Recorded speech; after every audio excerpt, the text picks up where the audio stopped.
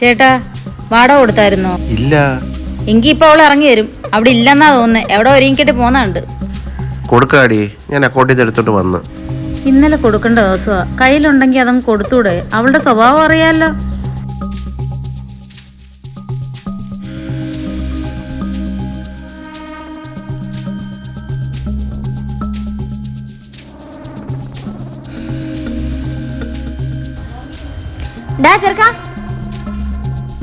അകത്തിട്ടാണോടാ cycle ഓടുന്നത്? പുറത്തങ്ങനെ കൊണ്ടിട്ട് കളിക്കടാ, ഇവിടെ ടൈലെല്ലാം പൊട്ടിക്കാനായിട്ട്.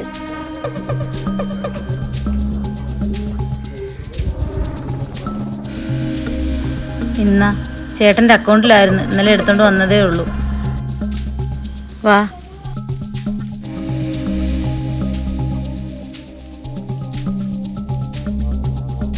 ഇവിടെ മൊത്തം ജലന്തി വലയാണല്ലോ രഞ്ജു. ഇതൊക്കെ അടിച്ചു കളയണം, നീലേ വീടിനാ ദോഷം.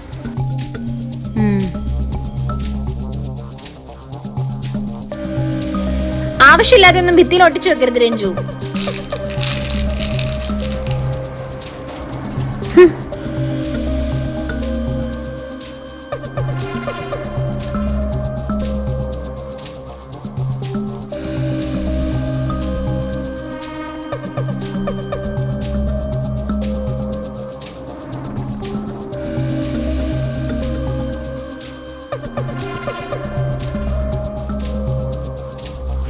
ഇതിനകത്തുനിന്ന് പിച്ചയായിരുന്നു രഞ്ജു. ചേച്ചിയല്ലേ 2 ദിവസം മുമ്പ് എല്ലാം വന്ന് പറിച്ചോണ്ട് പോയെ? അല്ല, ഇതിനകത്ത് നിറച്ചും പൂത്ത് നിപ്പുണ്ടായിരുന്നേ. അത് കാറ്റൊക്കെ ഇല്ലേ, കൊഴിഞ്ഞു പോയതായിരിക്കും.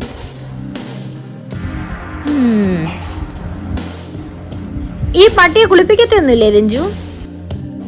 മൊത്തം പൂടയാണല്ലേ. ഈ കാലത്ത് ആ പൂടയല്ല ഞങ്ങളെ വീട്ടിലോട്ടൂടല്ലേ തെറിച്ചു വരുന്നത്. ഇത് സീസണിൽ ഇങ്ങനെ പൂട പൊഴിയും. ഹലോ, ഞാൻ എന്താ വന്നായിരുന്നു. ഞാൻ നമ്മുടെ താഴത്തെ വീട്ടിലേക്ക് ഒരു വാടക ഒന്ന് വാങ്ങിക്കണമായിരുന്നു. അതാ വന്നേ.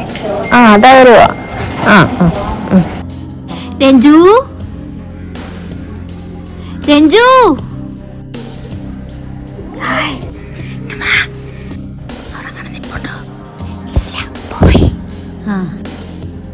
എവിടെ പോയതാ? എവിടെയോ ധൃതി വെച്ച് പോകുന്നത് കണ്ടു. നമ്മൾ തമ്മിൽ സംസാരിക്കുന്നുണ്ട്. ഇനി അത് മതി. അടുത്ത പ്രശ്നത്തിന്. എന്തായിരുന്നു പ്രശ്നം? ഇന്നലെ 5 തീയതി വാടക കൊടുക്കേണ്ട ഡേറ്റ് ആയിരുന്നു. വൈകിട്ട് വന്നപ്പോഴാ അക്കൗണ്ടിൽ നിന്ന് പൈസ എടുത്തോണ്ട് വന്നേ. രാത്രി ആയതുകൊണ്ട് പിന്നെ കൊണ്ടു കൊടുത്തില്ല. പിന്നെ GPay ഒന്നും നോക്ക് പറ്റത്തില്ല. കാശ് കയ്യിൽ തന്നെ കൊടുക്കണം. എന്തൊക്കെ നിർബന്ധങ്ങളാ. അത് മേടിക്കാനാ ഇന്നലെ വന്നേ. രാവിലെ എവിടെ പോട്ടാ ഇങ്ങോട്ട് വന്നത്? ഇപ്പം കെട്ടിനെ ഒരുക്കിക്കൊണ്ട് പോകുന്നുണ്ട്. ഓ, ഇവിടെ നിന്ന് സംസാരിച്ചോണ്ട് വന്നപ്പോ ഫോൺ വന്നായിരുന്നു. അതായിരിക്കും പോയത്. എന്നാ അതായിരിക്കും കാര്യം. കൊച്ചു സിറ്റോട്ട് വെച്ച് സൈക്കിൾ ഓട്ടിയെന്നും കൊണ്ട് എന്തൊക്കെയോ കുഞ്ഞിനെ കിടന്ന് വഴക്ക് പറയാനായിട്ട്. ചേട്ടൻ എന്തേലും പറയുന്ന എനിക്കൊരു പേടിയുണ്ടായിരുന്നു. ഭാഗ്യത്തിനൊന്നും പറഞ്ഞില്ല. നിങ്ങൾ തിരിച്ചൊന്നും പറയാത്തതുകൊണ്ടാ അവര് നിങ്ങളെ മണ്ടയ്ക്ക് കുതിരയായിരുന്നു. 2 ദിവസം മുമ്പ് നീ കണ്ടതല്ലേ അവരൊന്ന് പുളിഞ്ചിക്കൊക്കെ പറിച്ചോണ്ട് പോകുന്നത്. എന്നിട്ട് അവര് പറയുക അതിൽ നിന്ന് പുളിഞ്ചിക്ക മൊത്തം ഞാൻ പറിച്ചെന്ന്. അരിച്ചു പറക്കിയങ്ങ് നോട്ടവാ. വല്ലാത്തൊരവസ്ഥ തന്നെ. അതെ അതെ, നിങ്ങളെവിടെ ഏറ്റവും കൂടുതൽ താമസിക്കുന്നത്? മറ്റാര് വന്നാലും 2 or 3 മാസം അവളുമായിട്ട് അങ്ങ് വൈകിട്ട് പോകും. എൻ്റെ ഒരു ബന്ധുവിന് ഈ വീട് ഞാൻ വാടകയ്ക്ക് എടുത്തു കൊടുത്തിട്ടുണ്ടായിരുന്നു. പിന്നെ അവരുമായിട്ട് പോലീസ് കേസ് വരെയായി. സത്യമാണോ? അവള് മിടിക്കുക, നല്ലത് വെച്ച് പറഞ്ഞു കൊടുക്കും. അങ്ങനെ വേണം. ഇഷ്ടം പോലെ മുതലുള്ള പെണ്ണാ. അമ്മായിയമ്മയിട്ട് പിണങ്ങിയാ ഇവിടെ വാടകയ്ക്ക് താമസിക്കാൻ വന്നത്. ഒരു ദിവസം അവളോട് മെക്കിട്ടേറാൻ ചെന്നു. അവള് വിട്ടുകൊടുത്തില്ല, നല്ലത് പറഞ്ഞു കൊടുത്തു. അതവക്ക് പിടിച്ചില്ല.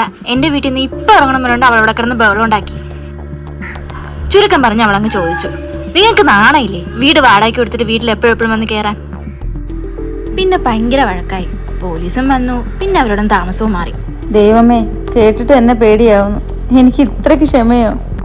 തൽക്കാലം ഒന്നും പറയാമോണ്ട, മറ്റൊരു വീട് ശരിയാവുന്നത് വരെ. എങ്കിൽ ഞാൻ അങ്ങോട്ട് പോട്ടെ. ശരി. നീ ഇതുവരെ ഉറങ്ങിയില്ലേ? കട്ടിലെന്താ അപ്പഴേ ഉറങ്ങുന്നതാണല്ലോ. ഇപ്പൊ എന്താ ഒരു വിഷമം? അതെ ചേട്ടാ, നമുക്ക് ഇവിടുന്ന് മാറിയാലോ? ഇവരെ കൊണ്ട് വലിയ ശല്യമാണെന്നേ. എനിക്കിവിടെ താമസിക്കാൻ തോന്നുന്നില്ല. ഇന്ന് എനിക്ക് ഒരുപാട് വിഷമം തോന്നി. മോൻ മരിച്ച പടം അവർ വലിച്ചേറി കളയുന്ന കണ്ടപ്പോൾ. നമുക്ക് ഇവിടുന്ന് മാറാൻ ചേട്ടാ.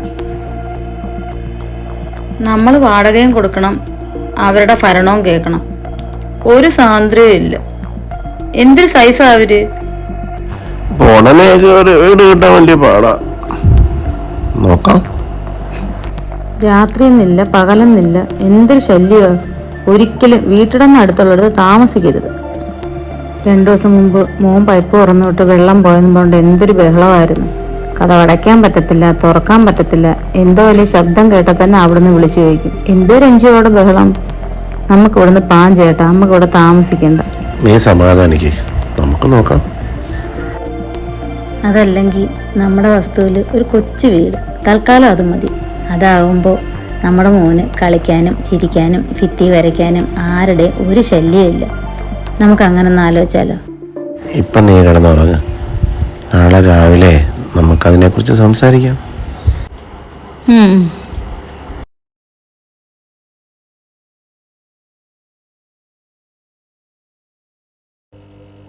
സ്വന്തമായൊരു വീട് എല്ലാവരുടെയും സ്വപ്നമാണ്.